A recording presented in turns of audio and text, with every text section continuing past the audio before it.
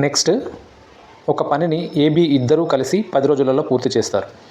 B ఒక్కడే ఆ పనిని 20 రోజుల్లో పూర్తి చేస్తాడు. ఏ ఒక్కడే ఆ పనిని పూర్తి చేయడానికి ఎన్ని రోజులు పడుతుంది? చూడండి, మంచి కాన్సెప్ట్. ఏబి ఇద్దరూ కలిసి ఎన్ని రోజుల్లో కంప్లీట్ చేస్తారు? మనకి 10 డేస్లో కంప్లీట్ చేస్తారు. ఓకేనా? అదే బి ఒక్కడైతే మనకి 20 డేస్లో వర్క్ చేస్తున్నాడు. సో ఏ ఒక్కడైతే ఎన్ని రోజులలో పూర్తి చేస్తారు అంటున్నాడు. సో ఏ సింగిల్గా ఎన్ని రోజుల్లో వర్క్ కంప్లీట్ అయిపోతుంది. ఇక్కడ మనకు మొత్తం వర్క్ ఎంత ఉందో తెలియాలంటే ఫస్ట్ ఏం చేయాలని చెప్పిన వీడి యొక్క ఎల్సిఎం తీయాలి. డేస్ యొక్క ఎల్సిఎం తీయాలి. డేస్ యొక్క ఎల్సిఎం ఎంత? 10, 20 యొక్క ఎల్సిఎం ఎంత? మనకి 20. అంటే మొత్తం వర్క్ ఎంత ఉన్నట్టు? 20 ఉన్నట్టు. ఇప్పుడు ఏబీలు ఇద్దరూ కలిసి 10 డేస్లలో చేస్తారంటే రోజుకి ఎన్ని చేసినట్టు? రోజుకు 2 యూనిట్లు. అంటే ఏబీ ఇద్దరు యొక్క కెపాసిటీ 2. బి ఒక్కడే 20 రోజులలో చేస్తాడు.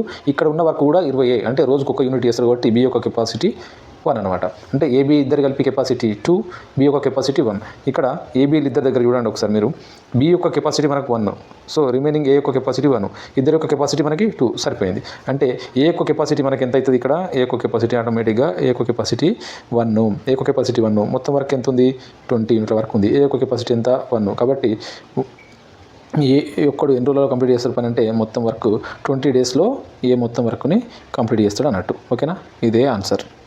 ఈ వీడియో నచ్చితే లైక్ చేసి కామెంట్ చేయండి.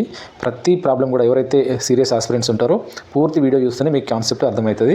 స్కిప్ చేస్తే మాత్రం మీరే లాస్ అవుతారు. ఓకేనా? మీరు ఏ ఛానల్ చూసినా ఇదే కాకుండా పూర్తి కాన్సెప్ట్ వినండి. మీకు ఈజీ అయినా టఫ్ అయినా కూడా కొత్త కాన్సెప్ట్లు వస్తాయి కాబట్టి పూర్తిగా వింటేనే ఏదైనా నేర్చుకోవడానికి అవకాశం ఉంటుంది. Thank you.